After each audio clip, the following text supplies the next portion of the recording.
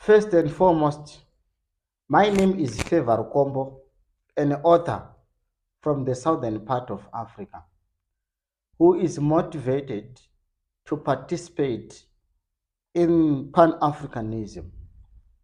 What is Pan-Africanism?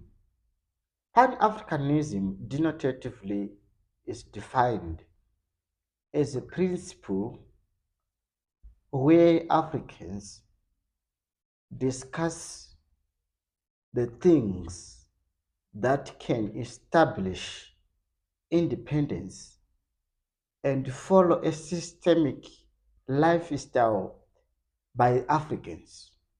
That is to say, looking for indigenous ways to restore a once beautiful Africa after some shambles and shackles by those who have parted Africa into pieces, particularly the whites.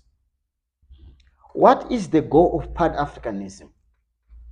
The goal of Pan-Africanism movement is to establish independence for all Africans around the whole globe, to make sure that they adhere to Africanism, which means religion, political union, and as a result, focusing more on uniting all the people in Africa, those who are divided by religion.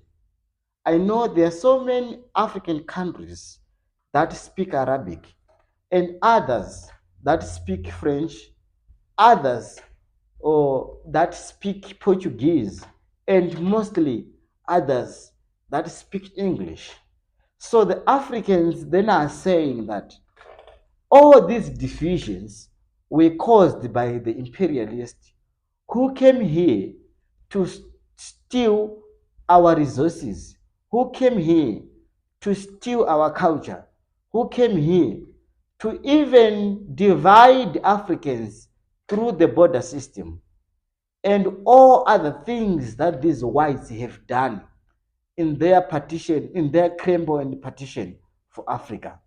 Those who have taken the Western Africa, those who have taken the Southern Africa, those who have taken the Eastern Africa, basing on their agenda and their mission behind colonizing Africa.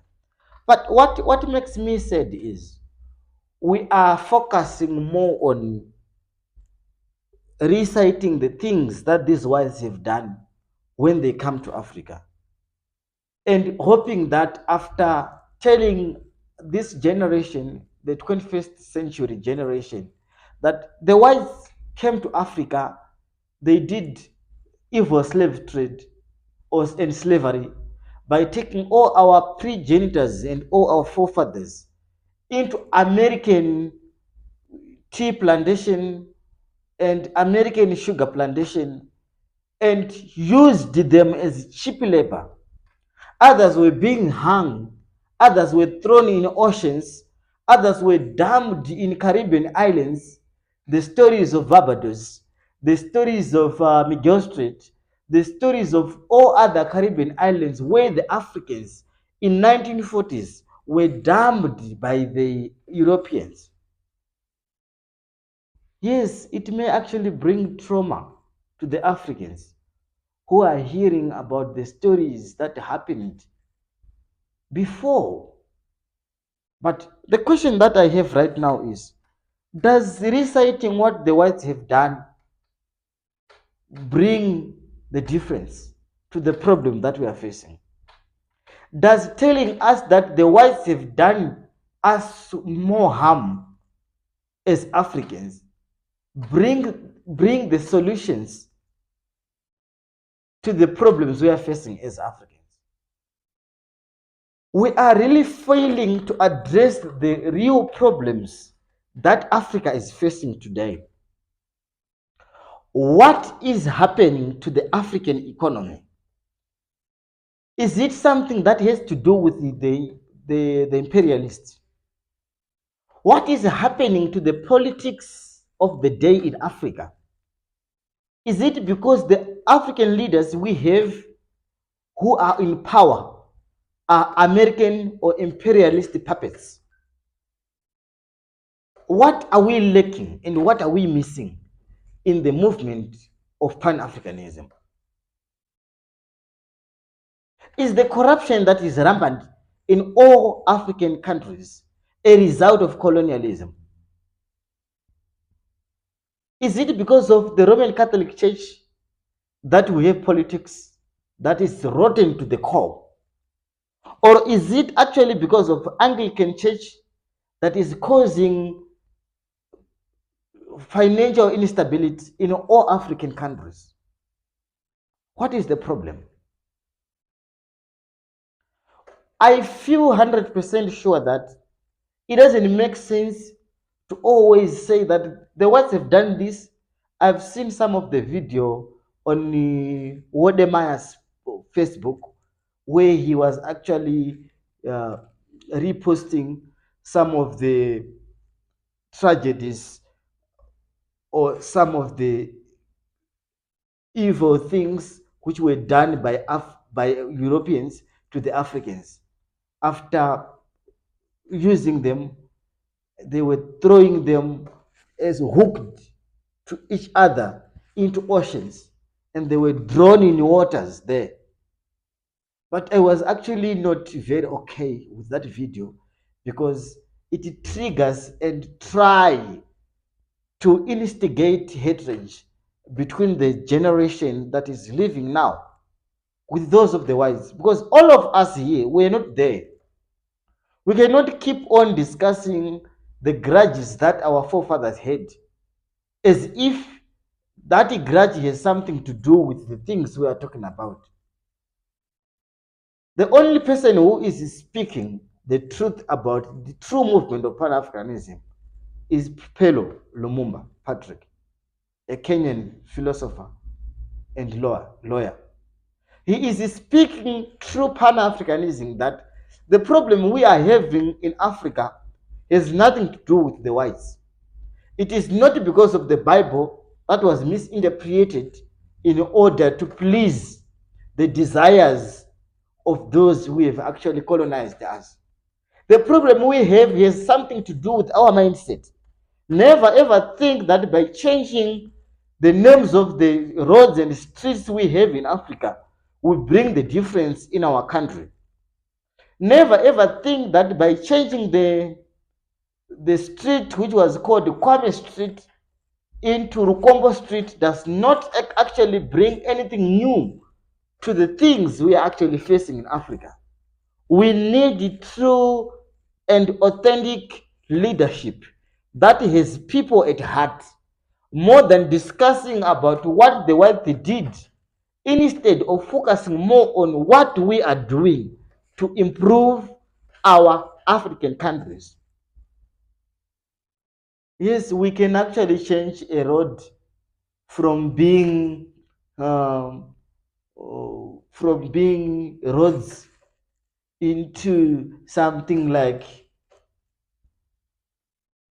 Rukombo, but the road is dilapidating. No one is rebuilding the road.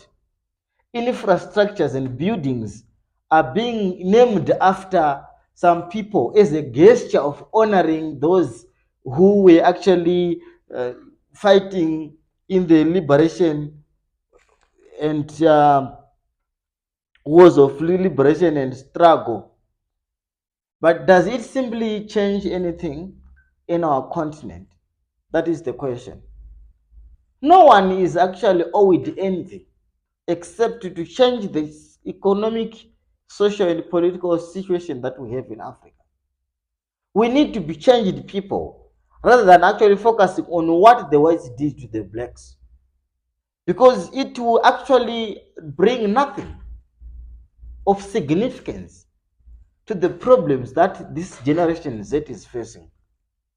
I was not okay when I was reading this apartheid system in South Africa, where the whites were actually tormenting and bringing harm to the blacks in South Africa. The system itself, the apartheid system, was not in favor with the whites, with the black, with the blacks, I mean. But then what does it simply change to keep on reciting all the events that the imperialists or the whites have to the blacks? Yes, I have read of this book called by Zex Mda, the Madonna of Exile. In the Madonna of Exile, I learned that the apartheid rule was so pathetic to the blacks to a point that they made an act which was called the Miscegenated Act. Miscegenation, it is a process of having a child from different breeds or having an offspring as a result of mixed races. That if a white sleeps with a black person and an offspring that comes out of that process is a colored, instead of the white man to be sued for for for breaking that rule, a black woman was then taken to prison and she was the one to be imprisoned instead of the black person because of that act, as if the whites or the blacks were the one who have abused the whites to sleep with them. But the whites themselves were the ones that were chasing these black Madonnas to sleep with them after impregnate them. They are actually be forced to get in prison. They were incarcerated for the reason that in their backs they are carrying people who are of mixed race.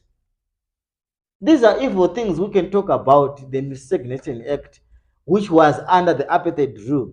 But the question remains is, does it simply help us to keep on discussing the evil acts and practices done by the whites, or do we need to simply focus more on the blacks who are actually colonizing other blacks, who do not want independence as we yearn for it?